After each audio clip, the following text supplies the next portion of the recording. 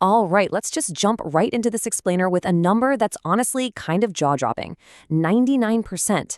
That is the exact probability live prediction markets are currently giving the U.S. men's national team to advance out of Group D. It's a massive number, right? But as we're going to see, it's actually built on a really solid foundation of momentum and hard data. Welcome to the Explainer. Today, we're breaking down an absolutely monumental Matchday 2 clash. The USMNT taking on Australia. You guys, this isn't just another group stage game. This is basically a golden ticket to the round of 32. And we've got to talk about the venue, Lumen Field in Seattle.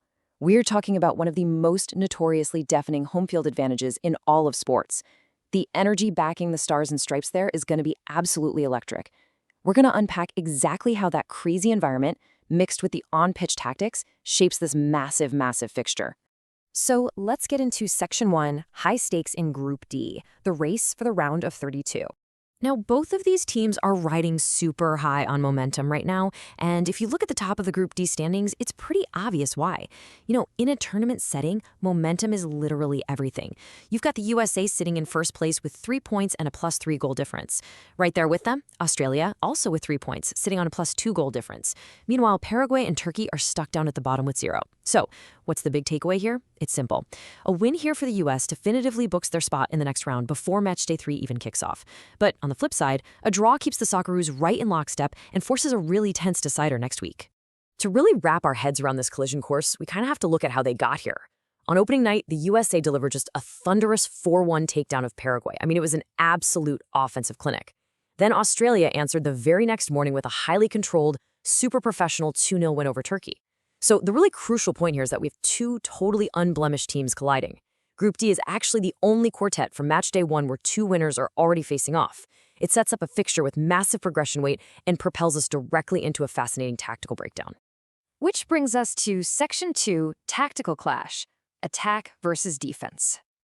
When you break it down on the tactical whiteboard, this clash of styles is exactly where the game is going to be won or lost.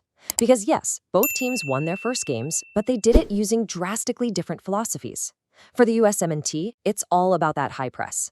In their first match, they showed incredible territorial dominance and this lightning-fast ability to reset the second they lost the ball. They are absolutely bringing that pressing intensity straight to Seattle.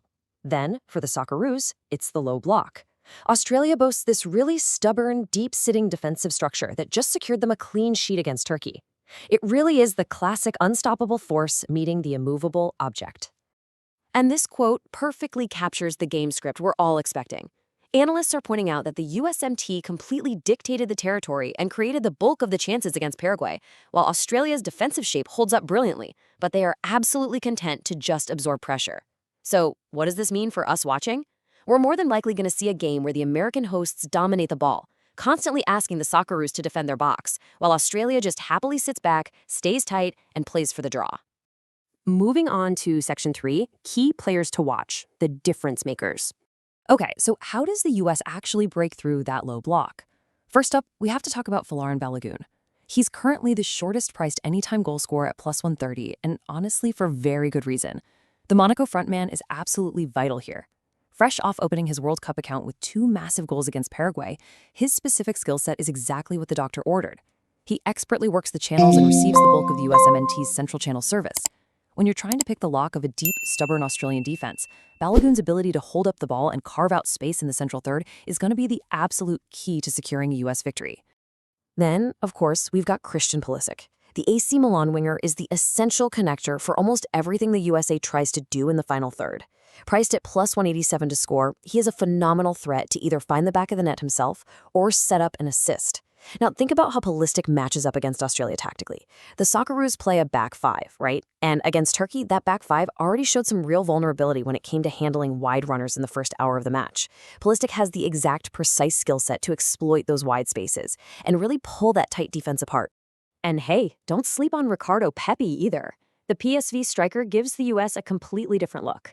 Whether he's starting the match or coming off the bench as a super sub, Pepi's relentless pressing and his really sharp movement in behind the defensive line provide the perfect counterweight to Balogun's hold-up play.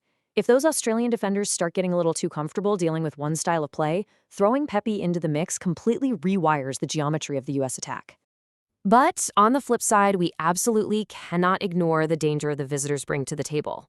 If Australia is going to threaten an upset in Seattle, it is highly likely it'll come through Nestori Irankunda. He's Australia's most direct creative threat, and honestly, one of the few Socceroos who will aggressively take on his man one-on-one. His ability to stretch the backline on a rare counterattack or even win a crucial set piece is so central to their strategy, especially considering Australia really tends to live off set pieces when they're playing away from home. All right, wrapping things up with Section 4, the final verdict, market consensus and predictions. So we've looked at the tactics, we've looked at the personnel. Where is the smart money actually going? Well, according to Kalshi traders, and remember, these guys are dictating probabilities based on live market consensus and actual money, the odds heavily favor the home side. The USMNT is sitting at a 62% chance to take the victory and secure their advancement right here in match day 2. The draw is sitting at 22%, and an outright Australian upset, that's priced at just 18%. So the market clearly believes that American attacking intensity is eventually going to overwhelm that Australian block. Drilling down even further, the consensus odds tell a super specific, really fascinating story. The markets are definitely not expecting a wild shootout here. Notice the under 2.5 total goals and both teams to score no. That points directly to a highly controlled, low-scoring USA win. The overall expectation is that the US will dominate the ball, keep the Australian attack incredibly quiet, kind of like they did against Paraguay for long stretches, and eventually find that breakthrough, maybe even pairing it with a late insurance goal to comfortably finish it out 2-0.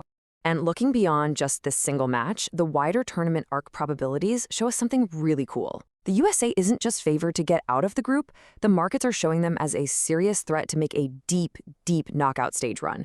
We're talking a 33% chance to hit the round of 16 and a massive 23% chance to reach the quarterfinals. So this match day 2 game isn't just about bagging 3 points, it is very much about cementing their status as a legitimate tournament heavyweight.